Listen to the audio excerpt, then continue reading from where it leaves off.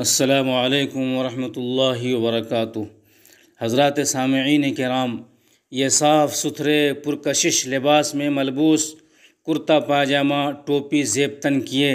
کشاں کشاں سوئے منزل رواں دواں کون سی مخلوق ہیں اور کہاں کا قصد ہے؟ یہ اپنے غموں سے بے پرواہ، فکر امروز و فردا سے ماورا، راستوں کی کٹھنائیوں دشواریوں گرمی سردی کی مشقتوں کو جھیلتے ہوئے جوئے شیر کے متلاشی آخر کس مٹی کے بنے ہوئے ہیں کہ دنیا کی بہتی ہوئی دھاروں کے خلاف اپنی کشتی چلانے پر مصر ہیں؟ انہیں دنیا کی چمک دمک، نگاہوں کو خیرہ کرنے والی روشنیوں، شاندار گاڑیوں، بنگلوں،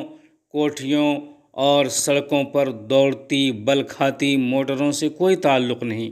لذیذ کھانوں، نرم بستروں اور پرتعیش زندگی سے کوئی مطلب نہیں۔ یہ قافلہ صدق و صفا مختلف راستوں، پرپیچ سڑکوں،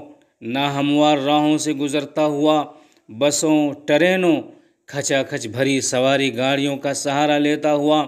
مدارس اسلامیہ کی گیٹ پر بوجھل سامانوں کے ساتھ فروکش ہو چکا ہے۔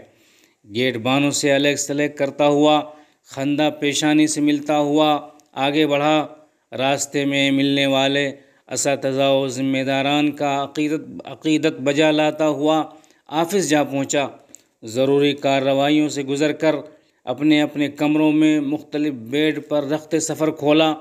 اور ٹھنڈی سانس لیا۔ دوسرے ہی دن نشیط و حشاش بشاش ہو کر اپنے اپنے کلاس روم جا پہنچا، اساتذہ کرام کے درس سے مستفید ہونے لگا۔ یہ امت مسلمہ کے وہ خوش نصیب افراد ہیں جنہیں مدارس اسلامیہ کی سرکاری و معروف زبان میں طالبان علوم نبوت کہا جاتا ہے، جن کے اتقاء پر مسلمانی ناز کرتی ہے، جن کے سونے کو عبادت پر فضیلت ہے، جن کے لیے سوراخ میں رہنے والے زہریلے جانور اور سمندر میں تیرنے والی مچھلیاں دعائیں مغفرت کرتی ہیں، جن کے پاؤں تلے نورانی مخلوق فرشتے بھی اپنے پر بچھا دینے میں فخر محسوس کرتے ہیں۔ یہ وہ مبارک جماعت ہے جن کی خیریت کی شہادت احادیث میں دی گئی ہے اور جنتی ہونے کی بشارت سنائی گئی ہے، جن کے عقیدہ و ضمیر میں یہ بات پیوست ہے کہ ہمارا مالک و خالق، معبود و مسجود اللہ تعالیٰ کی ذات مقدس ہے اور ہادی و رہنما حضرت محمد مصطفیٰ صلی اللہ علیہ وسلم ہیں، جن کی پیروی میں زندگی بنتی اور سنورتی ہے۔ یہ وہ آستانے ہیں جہاں سر رکھ دینے کے بعد وہ اطمینان قلب نصیب ہوتا ہے جو بادشاہوں کے آستانے میں نہیں ملتا۔ یہاں کا ایک سجدہ دنیا کے تمام آستانوں پر سجدہ ریز ہونے سے بے نیاز کر دیتا ہے۔ یہی وہ لذت و سرور ہے جسے پانے اور حاصل کرنے کے لیے یہ طلباء مدارس میں موجود کمزور نظام، ناقص رہن سہن، پھیکے کھانوں اور بہت ساری تکلیفوں کو جھیل کر کے بھی اپنے کو کھپا لیتے ہیں اور مطالعہ و تحقیق، کتب بینی، جہد مسلسل کی لذت و حلاوت میں کھو جاتے ہیں۔ 2 سال کے ڈرامائی لاک ڈاؤن کے بعد جہاں دنیا کے دیگر شعبوں پر منفی اثر پڑا اور نظام انسانی کی چول کھسک گئی، وہیں طلباء کے ذہن و مزاج پر بھی اس کے بے انتہا مضر اثرات مرتب ہوئے ہیں۔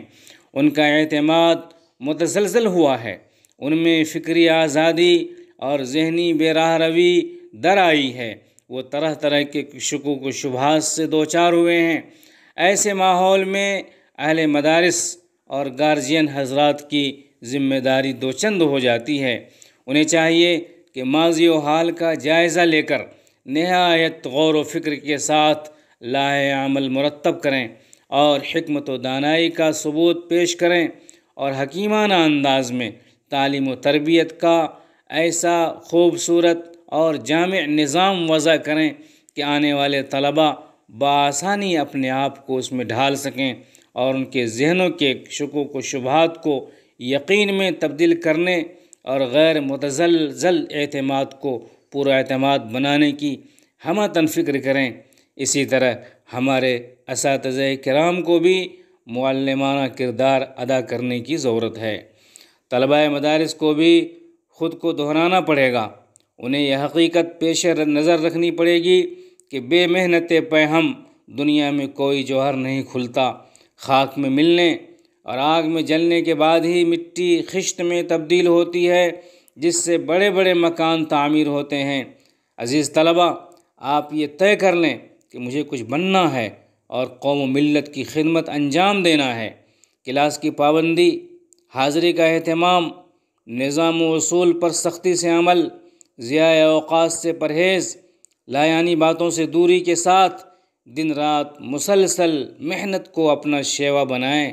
اللہ تعالیٰ سے تعلق مضبوط کریں، اس کے سامنے گریہ وزاری کریں اور اپنے اسلاف کی زندگی کے روشن و تابناک اوراق اور ان کے سوانح حیات کو سامنے رکھ کر آگے بڑھنے کی کوشش کریں۔ جس دن آپ یہ طے کر لیں گے کہ مجھے اپنے اسلاف کی تاریخ دہرانی ہے، اسی دن انشاءاللہ آپ کے تمام شکوے اور گلے ختم ہو جائیں گے۔ اور یہی وہ یقین محکم ہے، جب کسی بندہ کو حاصل ہو جاتا ہے تو اس کی درویشی کے سامنے فغفوری بھی سجدہ ریز ہو جاتی ہے۔ یقین پیدا کریں ناداں، یقین سے ہاتھ آتی ہے وہ درویشی کہ جس کے سامنے جھکتی ہے فغفوری۔ السلام علیکم ورحمۃ اللہ وبرکاتہ۔